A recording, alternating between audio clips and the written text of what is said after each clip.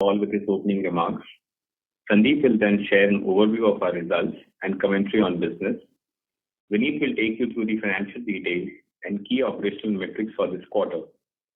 I will then provide an overview of our key deal wins and awards and recognitions for this quarter.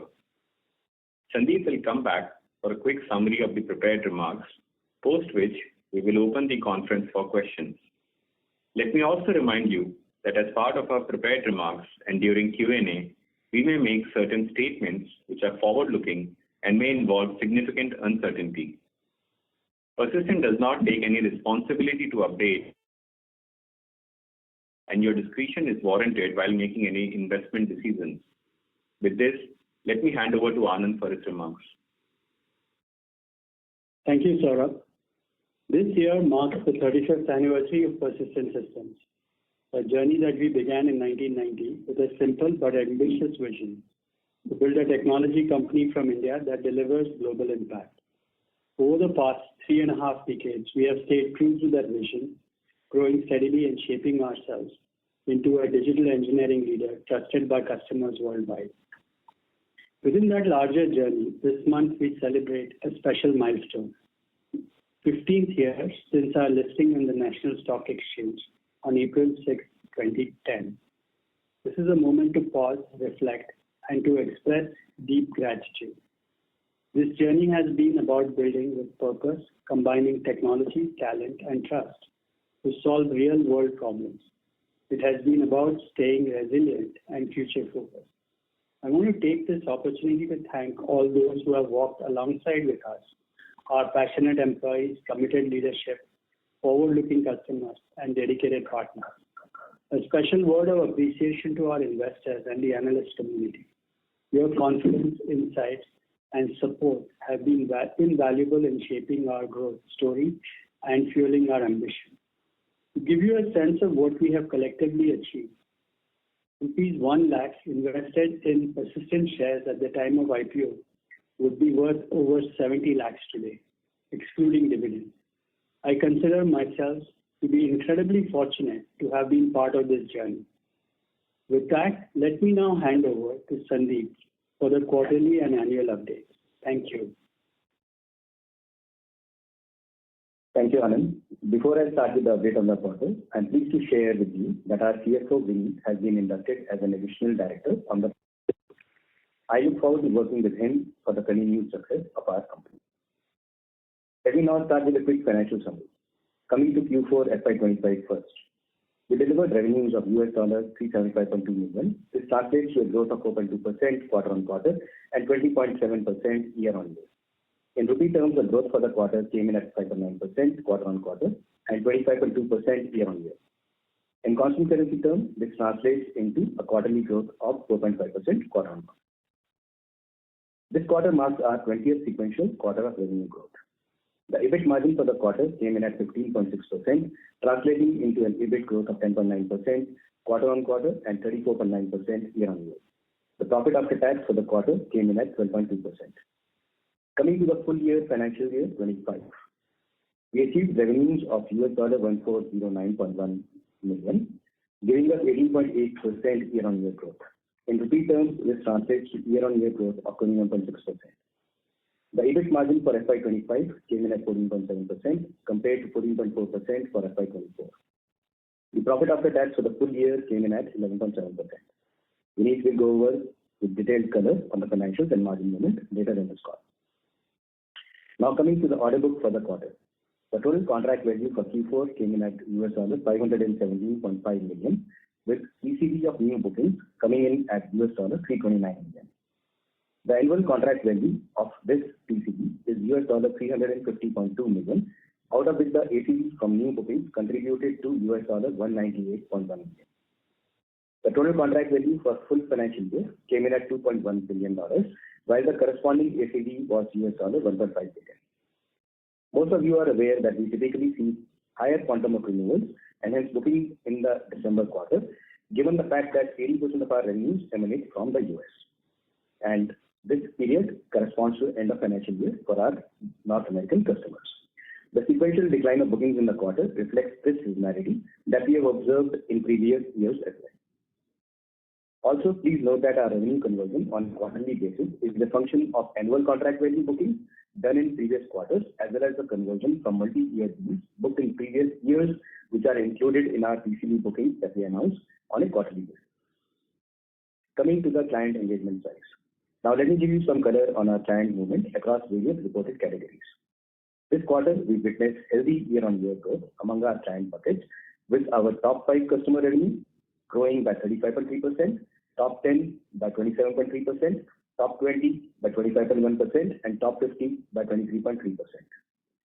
The contribution from top 10 customers is 42.2% in this quarter, compared to 40% in Q4FY24.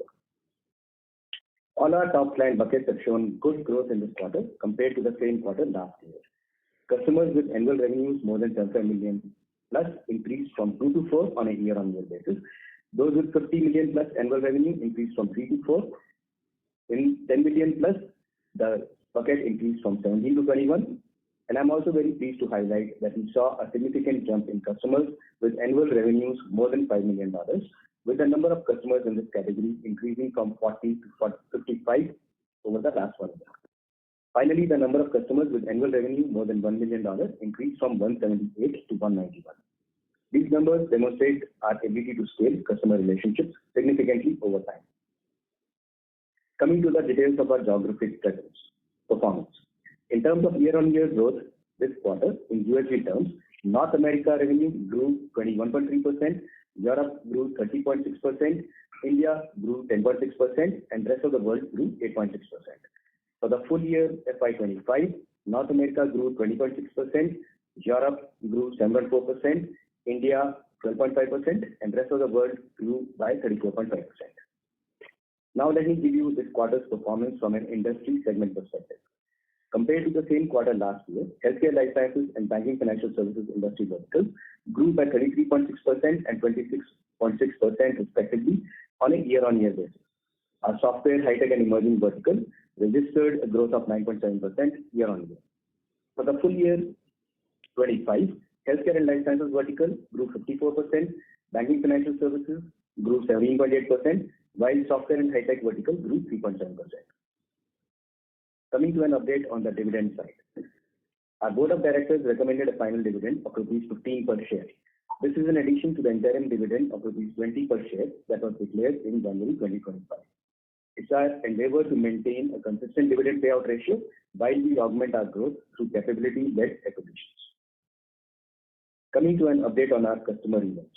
In keeping with our tradition, we mark the end of each financial year by organizing customer events in major cities, connecting with our customers and expressing our gratitude towards the strong partnerships that they have with us. Our New York event this year was hosted in the iconic NASDAQ Tower, which was well attended by our key customers, partners, and employees. On this occasion, we also marked the US launch of the Persistent Foundation with $1 million commitment towards the same. We'll also be having similar events in the Bay Area as well as Seattle over the next 1 week. Coming to the progress we have made on our AI roadmap across the 2 key pillars, AI for technology and AI for business. As previously discussed, our AI strategy is anchored around 4 pillars. First, coming to AI for technology. Here, we are pivoting on 2 sides.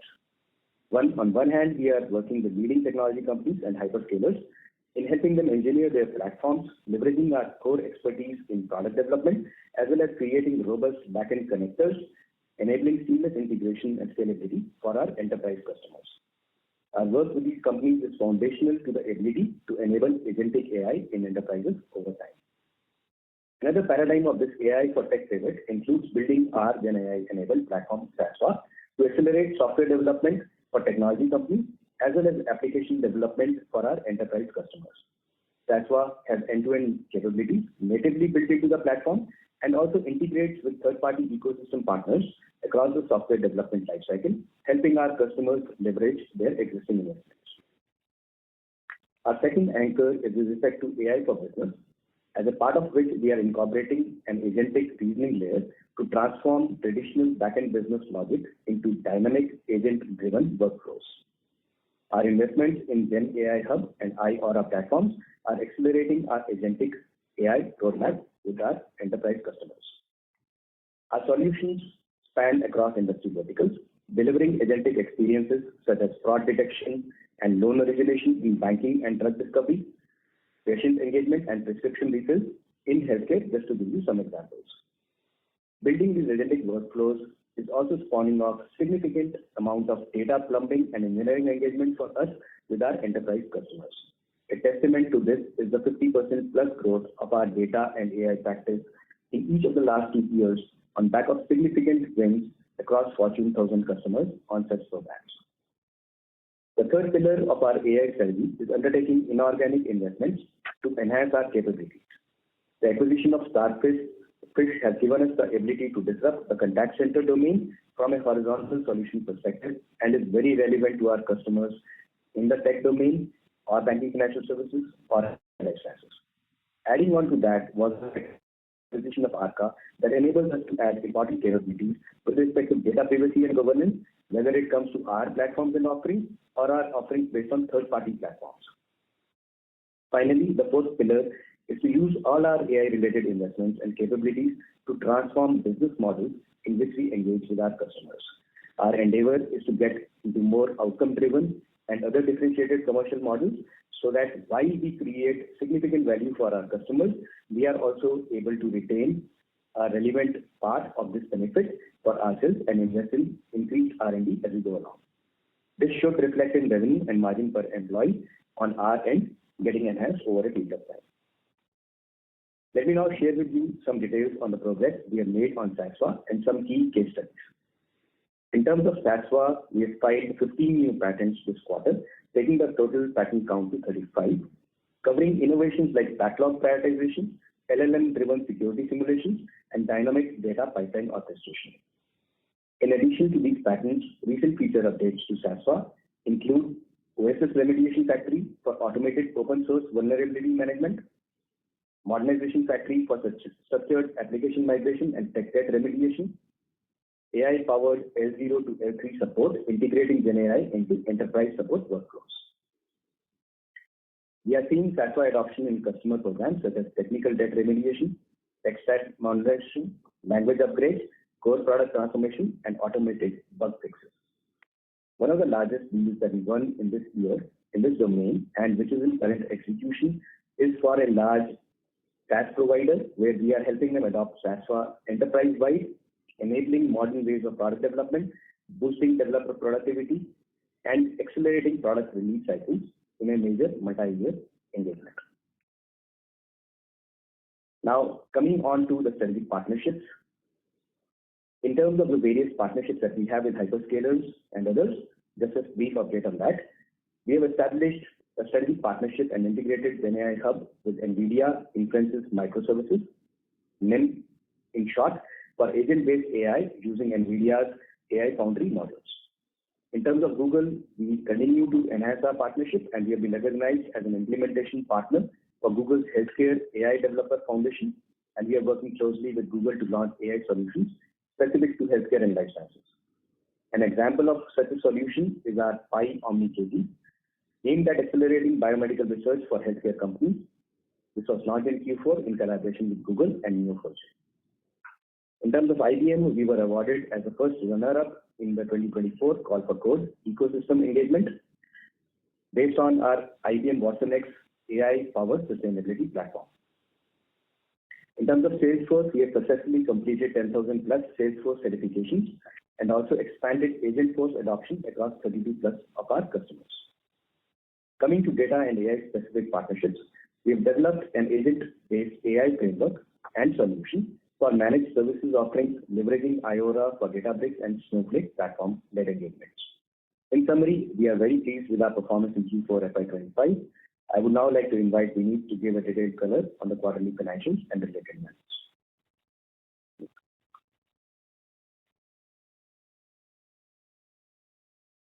Thank you, Sandeep. Good day to all of you. Thank you for taking time out to join us today.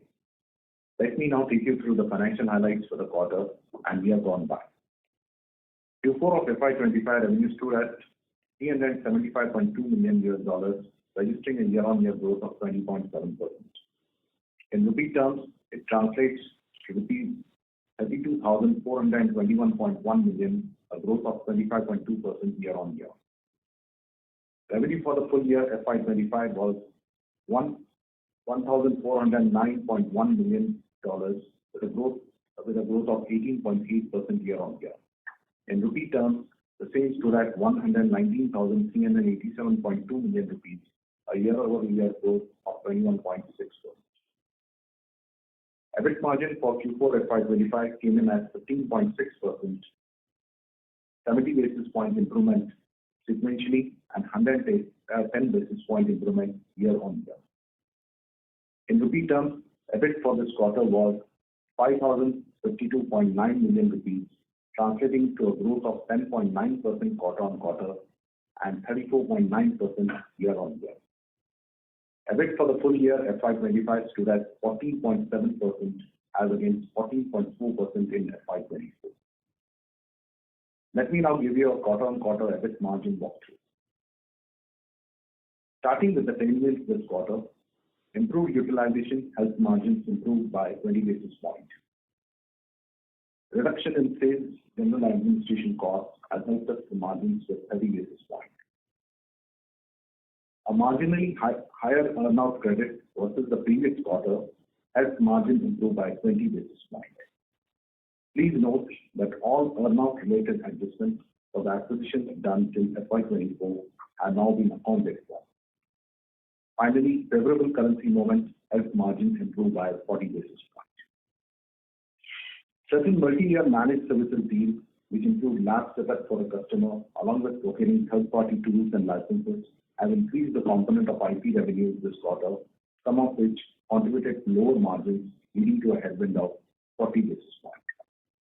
All these headwinds and tailwinds put together resulted in a net increase of 70 basis points in our EBIT margins sequentially. Also taking into account company performance for FY25, one-time realignment was made between ESOP costs and salary, wages and bonus offsetting each other with no material impact on the P&L. Other income, net of finance costs, stood at 153.5 million rupees against 118.4 million last quarter. Some of you may remember that we had invested rupees 430 million rupees in fixed deposit of ILFS, for which we have subsequently taken a 100% provision in Q4 of FY20, given that ILFS went through an insolvency process. As a part of NCLT process, we have now received 21.2 million rupees during Q4 of FY25, which has been partly contributed to the increase in other income. We will update all of you if we receive any more payments in future against this investment.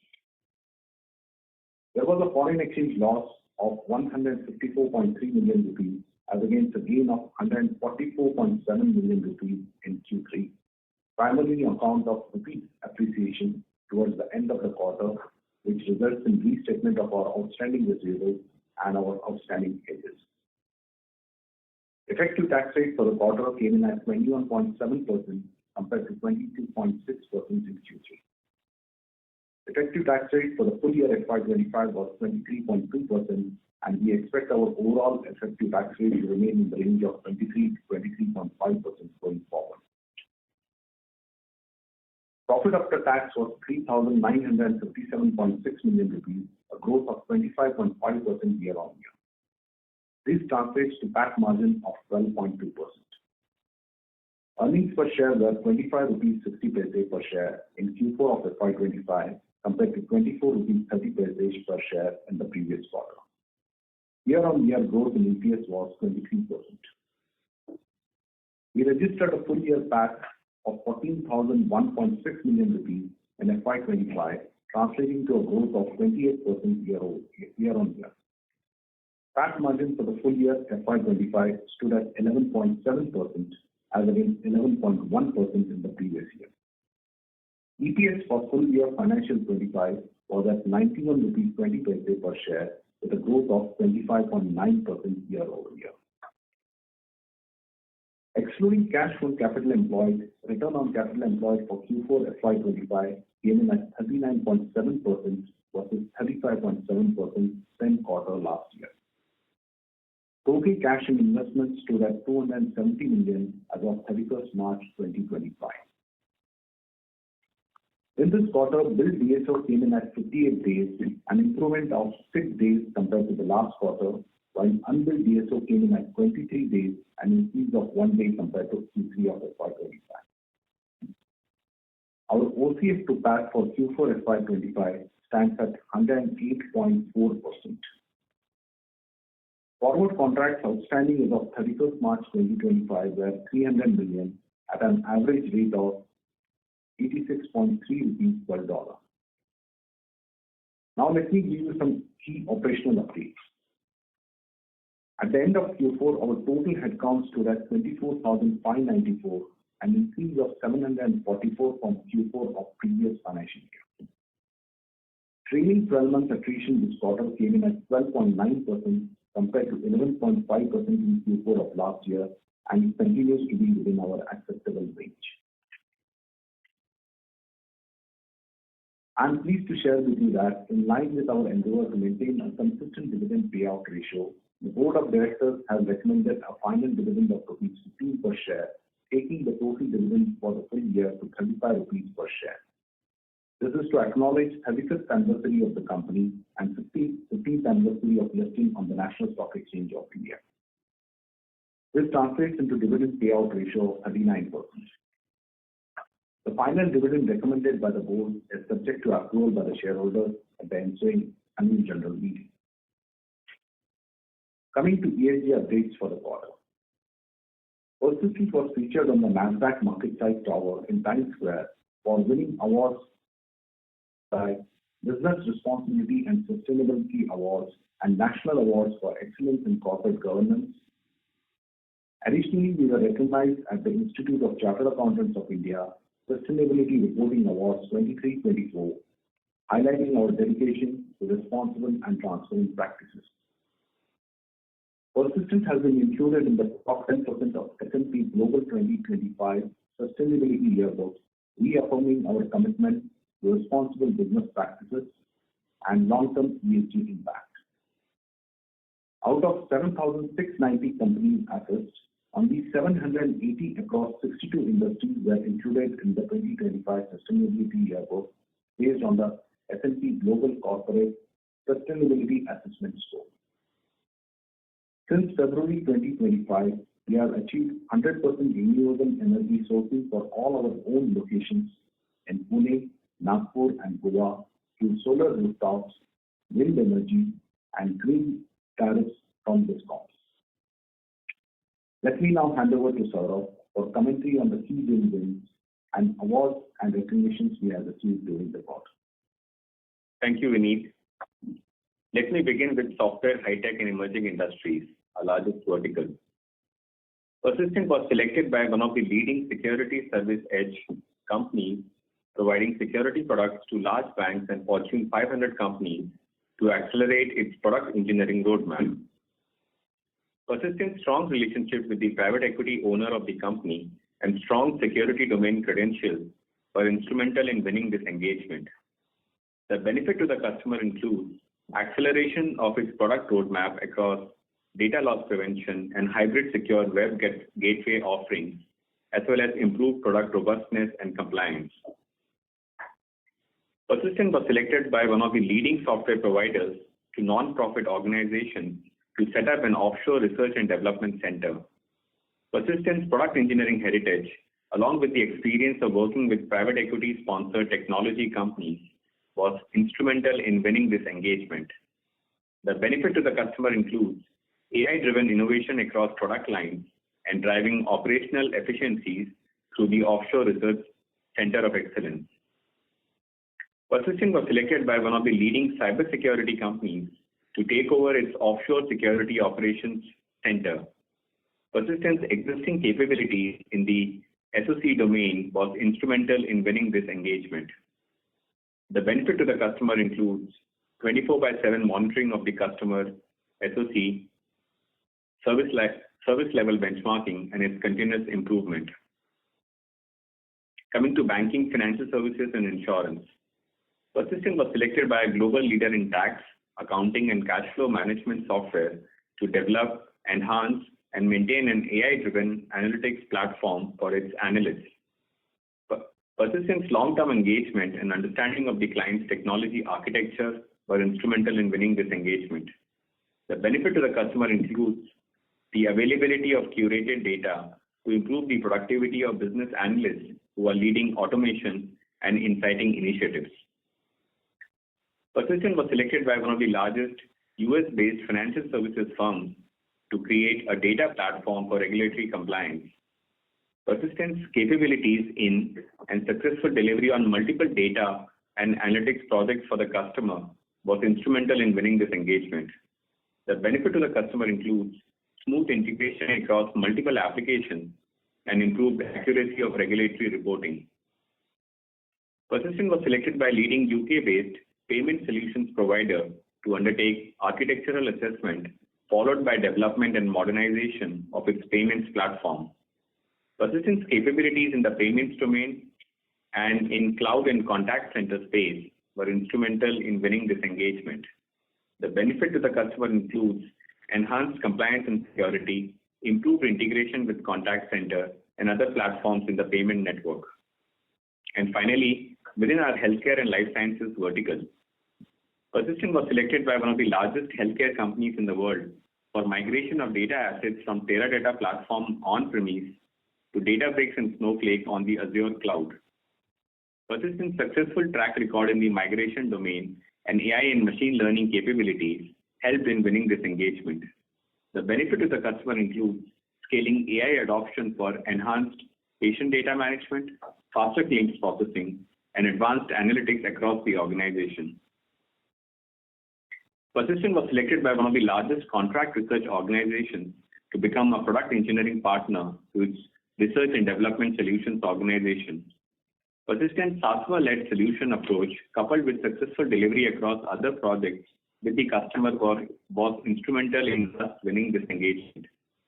The benefit to the customer includes 30% faster releases, improvement in engineering productivity, and quality assurance. Persistent was selected by one of the leading contract research and development organizations to transform its IT infrastructure and provide managed services support.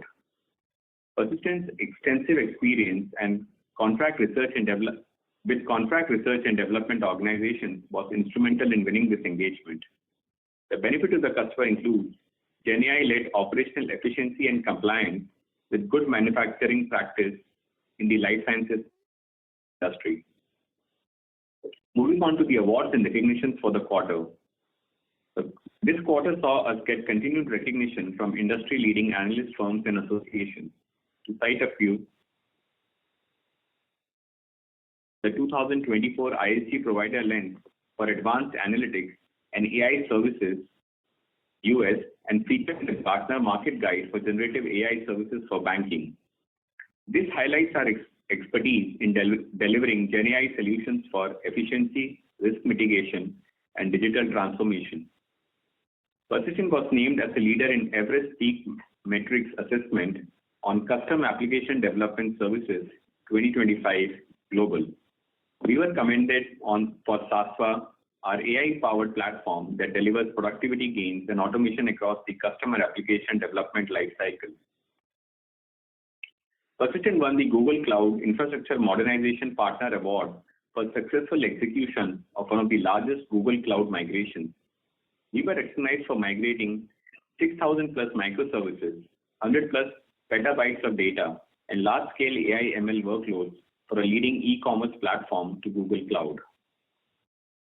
Persistent was cited a leader in 2024 ISG Provider Lens Insurance ITO Services, mid-market North America.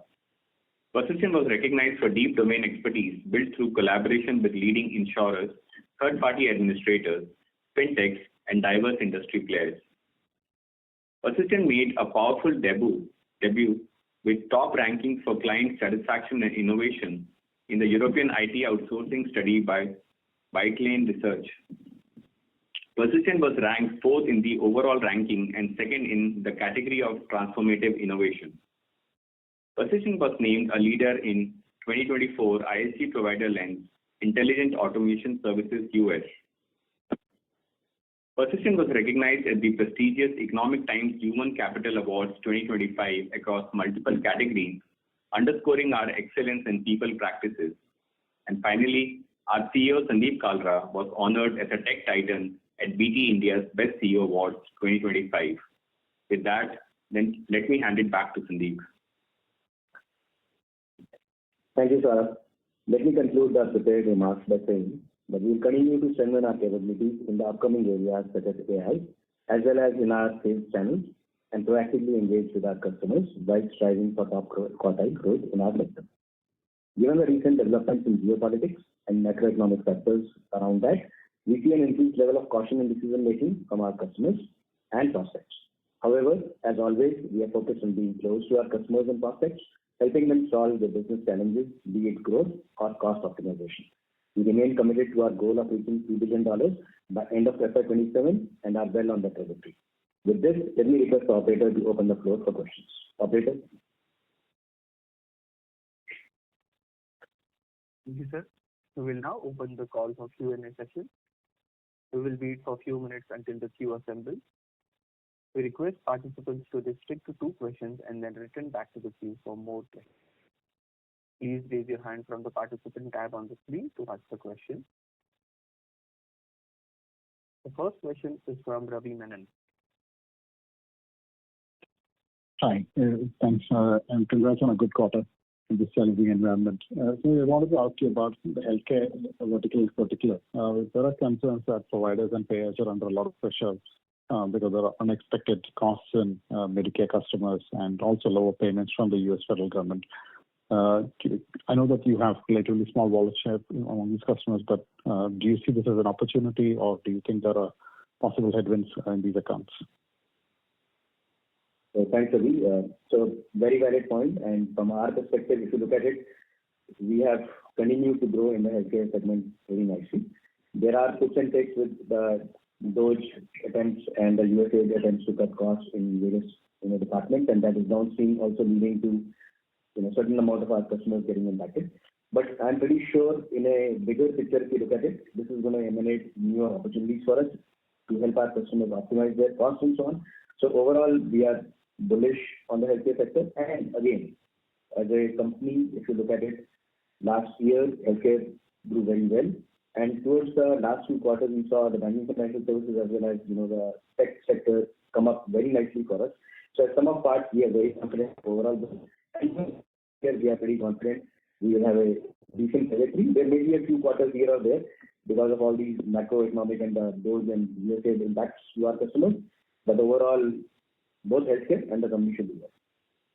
Thanks, Sandeep. And on banks specifically, we've seen very good results by the banks, but people are worried that their too spending might actually be cut back on discretionary programs. So I think there is overall a perception that Persistent perhaps is more exposed to discretionary programs, and when it comes to cost takeout, you may not benefit. Can you talk a bit about that? Yeah. So I think in many quarters we have clarified many times, it's whether it is a good economy or a bad economy, we have proven it over the last several cycles. We are not dependent on discretionary spend. And if you look at it, in the last quarter when we announced a fairly large win from a financial services customer, it was a vendor consolidation among other things that we did with them. And so we are very well poised for cost optimization, vendor consolidation, and the like. And even our platforms like Tasva, if you look at what we are trying to do there, they lend themselves very well to bringing more productivity gains, not just through labor arbitrage, but through technology usage. So we are very confident we have to figure out our own revenue pools with our existing customers and new. And so that should not, I don't think discretionary spend should be a concern for our investors. One last question. You were talking earlier about how you want to now let the SCNA leverage play out because we've made heavy sales investments over the last couple of years when the market was slow. Now, this year, it looks like the market will still be slow. So do you want to continue to invest in sales, maybe even if it means margins don't improve? Yeah. So 2 parts here. If you look at our margins, I'll start with that. Our exit run rate is 15.6% from an EBIT perspective. Our full year is at 14.7%. And our last year was 14.4%. So 14.4 to 14.7 year on year. Last quarter exit 15.6. If we execute in a disciplined way, even if we were to look at the investments that we plan to do, and we do plan to invest in sales and marketing, if we invest in line with the revenue growth that we intend to have, growth will always be the priority number one, margin improvement priority number two, but we are on a decent trajectory. At an entry run rate of 15.6% for the year, even if we were to keep it flat or tad bit lower, we will still deliver 100 basis points. Aspirationally, that is our goal, but we'll let the market conditions and other things pan out. We control what we control from an operational perspective. We have a good hand. So I'll leave it at that. Thanks so much. Best of luck. Next question is from Sandeep Shah. Yeah, thanks for the opportunity and congrats on a good execution in a difficult environment. Just wanted to understand, Sandeep, regarding one of your large accounts in the healthcare has given a profit warning just few days back.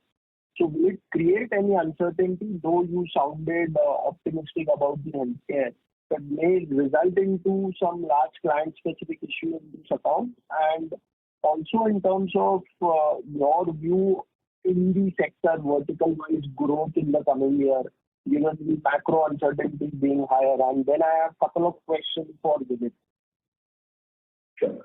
So at a high level, if you look at it, so yeah, I understand what you're talking about, the large customer, but our healthcare vertical, obviously, the large customer is there, and then there are many others. And within the large customer that we have multiple different programs that we are engaged in.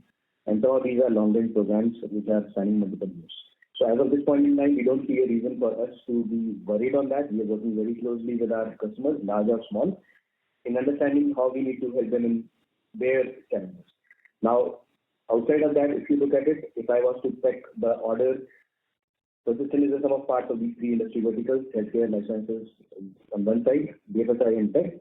In my mind, BFSI and tech should lead the growth in this year, followed by healthcare life sciences. And healthcare life sciences has led the growth for the last 6 quarters. So it's in a fairly good shape, but I do believe BFSI and tech should lead the growth for the coming year. Okay.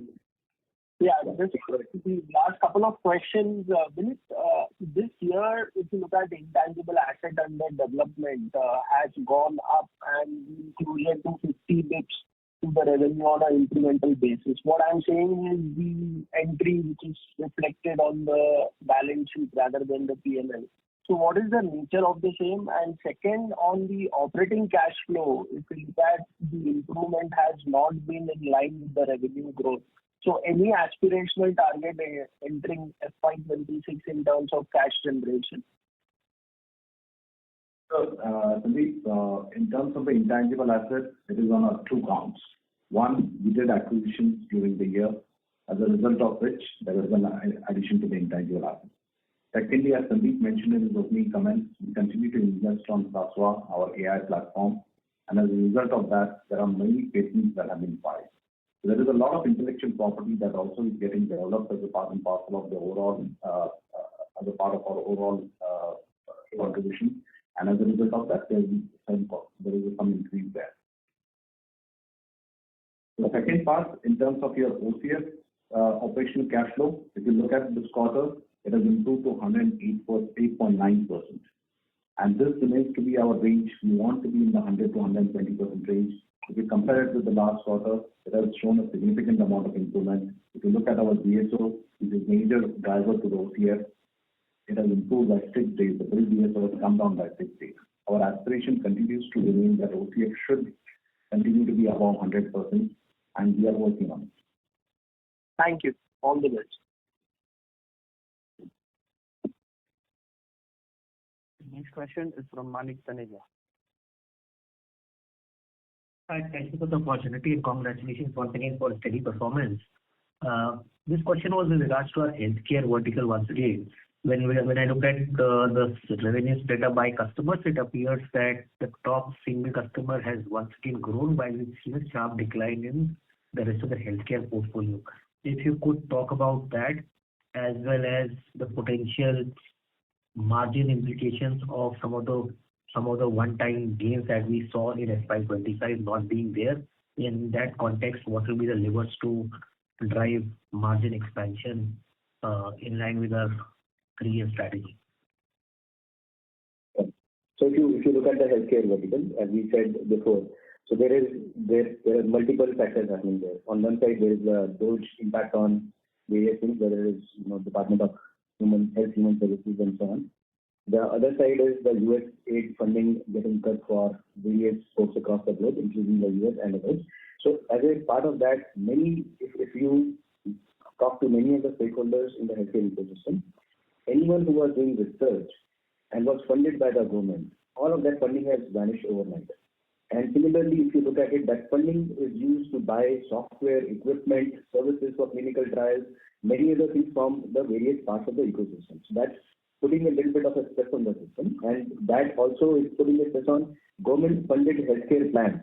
And so one of our customers did have a little bit of a rundown, and that adjusted for that also healthcare vertical for us grew. So if I look at our overall pipeline, if I look at our overall scaling of healthcare or overall the company, and as some of parts, if I look at the BFSI vertical, if I look at the tech vertical, we're fairly confident company will grow. Healthcare, we have a very decent pipeline outside of the bigger customers and any of those impacted customers by whatever I said. So we are reasonably confident, and we live in a bigger macro. We'll let it pan out, but we are confident the company will grow. And again, we have proven in the last 3 cycles across the last 5+ years our ability to pivot in different kinds of environments. So I will leave it there. In terms of the talk about it. No, at the end of the day, look at it that, for a unit, healthcare doesn't grow as much as what it has grown in FY25. There are other verticals which are growing, and they are going at a pretty decent pace, and they are generating enough margin. There are many levers at this point of time. As I said, we have been, while our utilization is high, at this point of time, we anticipate that this will remain in tight range for some more period of time till the uncertainty prevails. There are pricing levers that we work on very, very diligently to improve and get incremental impact on our benefit on our revenue. So these are all the things which will continue.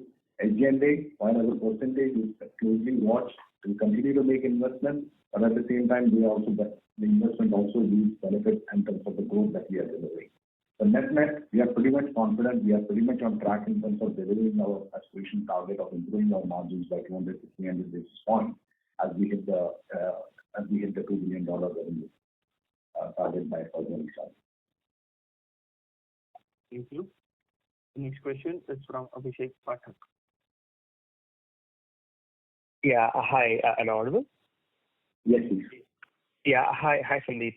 Congrats again on a consistent quarter. So I had a couple of questions, right? Firstly, as you say, you are still on track to hit that $2 billion revenue run rate by FY27. How should we think about the growth split between FY26 and 27? I mean, in the context of the current macros, should we expect a bit of short-term snags and then maybe an acceleration in 27, or are you confident that your deal wins and your pipeline give you sort of probably an even split between now and let's say FY27, right? That's one. And the second question is on the healthcare deal. I understand that there could be offshoring that might come in, from next quarter. Do you think this probably gives us an added benefit in terms of margins going forward, and how should we model this as a particular event going ahead? And just a last question on the platform-led revenues and SASVA. Do you think the current sort of development kind of pushes back the uptake of your platform services by let's say a few months, and is there any way to quantify what percentage of our incremental revenues are coming from platform services and how they should, let's say, evolve going forward? Thank you so much. So there's a bunch of questions in that. So let me first address that. So let's start with the basics. The quarter we delivered was 375.2 million. We multiply that by 4, we are at a run rate of $1.5 billion. Now you take the growth rate on that, if we were to deliver a certain growth rate over the quarters, and I'm not just looking at 1 quarter, 2 quarters. The life we are living in right now, the macroeconomic thing changes on a day-to-day basis. So, and we don't give forward-looking guidance, so it will be unfair for us to put out any number for this year versus next. All we are saying is, we have 8 quarters to reach the destination that we have, aspirationally of $2 billion. And that's an aspiration, that's not a guidance, but we can clearly see the path to that. So we are on that path, and whether it happens more in this next quarter or, in the next several quarters, acceleration happens. It will happen, and we have proven over the last 20 quarters the ability to, increase revenues in different kind of environments. That's first part. So I'm not going to give you the split, but we are relatively confident we'll be there. Now, the second part of it, the healthcare deals, offshoring and so on. So as I have repeatedly said over the last several quarters, it's not one deal. It's multiple deals in multiple parts of one customer plus multiple deals in other parts of the healthcare ecosystem. Now, if you look at it, this offshoring also, we have said it has started to happen. It is happening every quarter, and we are winning newer business also in the biggest customer and other customers. So I won't be too worried about that. Does it give us a margin lever? Yeah, it does. So does, if you look at it, if you study our financials this quarter itself, our subcontracting cost went up. And that went up in this quarter because we basically did a vendor consolidation with a large BFSI deal win that we announced last quarter. And that also gives us a lever. So in a running business, there are multiple, things that are happening which provide you the levers. And please keep in mind, if our entry run rate is 15.6% EBIT, and we work diligently towards, improving it, it already is at a good clip with respect to the last year. So I leave that, and I sincerely, believe we are on a good trajectory both from a revenue and a margin perspective. And we'll deal with the macro as it comes. Our intent would be to give it our best, grow better than the sector, and we'll see. Now, in terms of the SASVA part of it, look, SASVA is a good tool for anyone, whether it is an enterprise software company or an enterprise, to look at doing the same with less. And so I sincerely think if we are able to execute the way we are thinking, the percolation should happen at the same pace as we would have thought. And tough macro would actually give an incentive to companies, whether they are PE portfolio companies having multiple products, to adopt SASVA or enterprises to do that. But we'll let things pan out. We are fairly confident of the traction that we are seeing in the market. Obviously, if the macro becomes tougher, the growth rates, will be relative, but we'll let that pan out. Thanks a lot, Sandeep. Thanks for that. If I could just chime in with just one small follow-up. On the $5 billion FY31 aspiration, any update on acquisitions over there? And, are we closer to finalizing anything over there? What areas are we looking at? Just a small update would be very helpful. Thanks. So look, if there's an update, we'll clearly, call it out, even do a call if we do something. Now, in terms of our acquisition strategy, just to remind everyone, there are 2 or 3 pivots there. First, we have very clearly said we want to do a revenue diversification. So if we do a scaled acquisition, it may be in Europe or related areas. Second, we have said we will do capability-led acquisitions if it is in the US to basically further our journey in the AI space or in a, micro vertical or a sub vertical of the BFSI or healthcare kind of vertical. And, third, there are some horizontal use cases in Gen AI, like we did in contact center space, or we did in the Arca acquisition to bring in more capability to round up our, Gen AI offering. So those are the pivots. If we have anything to announce, we'll call for a call and we'll announce. So, but at any point in time, we are evaluating multiple assets. That's all I can say. Thank you. All the best. Thanks. Thank you. Next question is from Dipesh Mehta. Yeah, thanks for the opportunity. Just want to get sense about the macro uncertainty. Whether we are seeing some kind of delay in ramp up, deal closure, decision making elongated, as well as some cancellation. So if you can give some sense compared to, let's say, 3 months back, how we are finding overall situation. You indicated caution in the by client, but if you can give some more detail on it. And whether it could have implication in terms of deal signing, what we have very strong deal intake signing over last few quarters, whether you expect some bearing on it because of overall conditions. So, and second question I have on SASVA, if you can give some sense about, let's say, how SASVA is in overall revenue for us, any quantified number or qualitative color compared to, let's say, 4 quarters back, how SASVA is impacting overall either deal pipeline, deal booking or revenue. You can give some perspective. Thanks. So lots of questions there. I'll try and summarize it faster because we have 8 minutes in the call. So the 2-3 things. In terms of the macro environment, when the US election results were announced, there was a euphoria around the fraternity deal. And people had started looking at a positive economic uptick and so on and so forth. So there were the discussions had started becoming healthier and newer things were being thought about. But in the last, month to 6 weeks, the way the things have gone, there are fears in, our customers' mind, and they really are seeing an uncertain kind of an environment. Things are very, kind of fluid, if I may say so. Having said that, we have not seen any cancellations. Let me put it straight. We have not seen any cancellations. We are seeing a certain amount of feet dragging in terms of deal closures. I do believe personally, in our industry, we will need more pipeline to be able to do the bookings, whether it's persistent or somebody else. And so we are at it. And we may do investments in sales and marketing and in our go-to-market accordingly. And I will leave it there. But from overall perspective, again, these are fluid things. Things may change over the next 1 to 2 months, but things are slow down. So that's where I'll put it. Now, in terms of SASVA, we have no intent of announcing SASVA revenues, etc. We are using SASVA two ways. We are using SASVA to enable deal wins at scale and implementation at scale. And a number of times when we fix SASVA, the customers may not necessarily buy SASVA, but the customers understand our capabilities.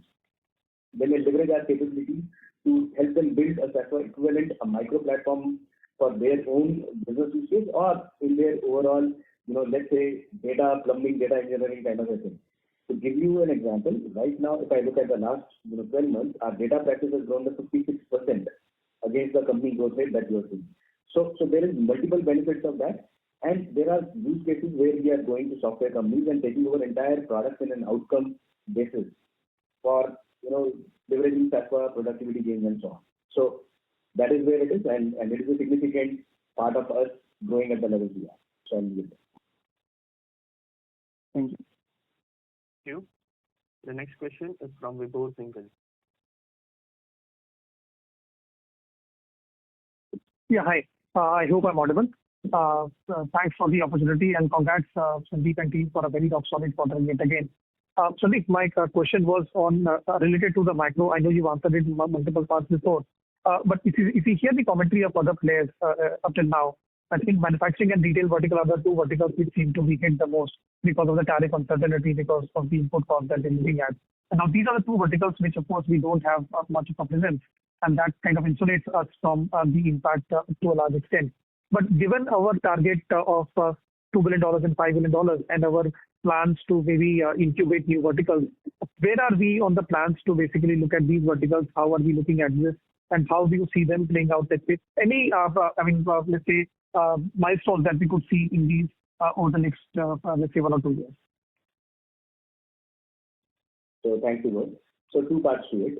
First, the key pivot for us going to $2 billion and beyond 2 to 5 is going into micro verticals in the existing verticals that we have. And we have said it multiple times. See, in any economy, in any GDP, if you were to dissect it, BFSI and healthcare are the largest sectors. And we have a fairly, good business, but a small business as compared to many of our peers. And so we believe whether it is that or our, the capability that we have historically on our product engineering side gives us enough addressable market to be able to grow at a significant rate.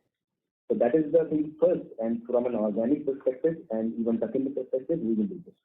Second, if we want to go into the newer verticals, whether it is manufacturing or others, we may do, as we go along, acquisitions so that we enter it with a dominant force rather than, incubate and be a weaker player in that. So we have clearly laid out our aspirations. We are on the path. If you look at it, we are pretty much midway to $2 billion, and we'll keep executing on each one of these. And we talked about our M&A strategy earlier in this call as well. Got it. If I could just maybe delve on that a bit more. I think given the release that we have at this point of time, I think the path to $2 billion is fairly visible. Do you think that, I know you mentioned that we'll probably look at other verticals, but do you think these three verticals can actually take us to that $5 billion mark? Or to reach that mark, we will definitely need some new greenfield verticals? So look, these verticals have enough addressable market for us to keep growing for the next 7 years. And between now, if you look at it, we are in 25, we are talking of 31. We have enough time to take decisions on adding a vertical or multiple verticals as we go along. For now, we are heads down in execution. We have rolled out a sub-vertical strategy within the company. We have hired the leadership of sub-verticals in many places, and we are on that path to execute on that. And as opportunistically, if we get a very good acquisition, target which fulfills the various criteria we've laid out, we'll execute on that. But rest assured, look at the last 5 years. $481 million was our revenue for FY19-20, in that range, right? We have tripled the company from there in 5 years. Got it. The next question is from Nitin Padmanabhan.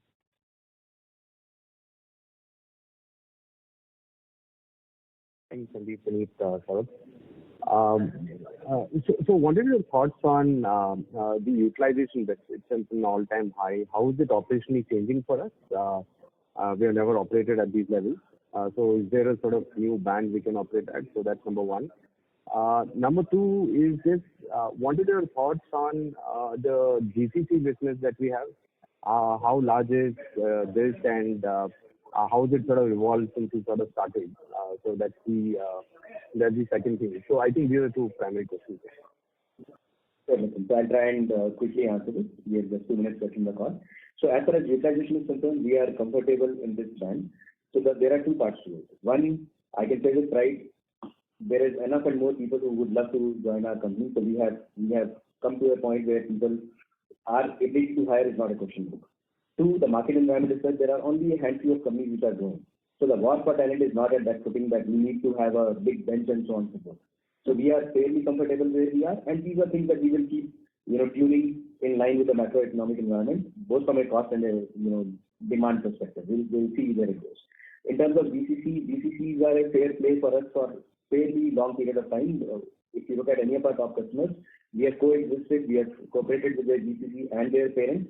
I can't quantify a percentage for you on this call, but maybe we'll get back to you offline on this. So with that, operator, I would want to just summarize the call, and then you can pretty much close the call. So look, it is a tough macro environment out there. We have a good pipeline, we have a good set of customers, we have scaled our customers, whether you look at any of the categories we talked about, whether it is greater than 5 million or greater than 0.5 million. We are confident of delivering within the same macro, better than industry results, and whatever hand is given to us, we'll try to do our best in that. With that, we'll stop here and we'll look forward to meeting you and giving you an update in the next few months.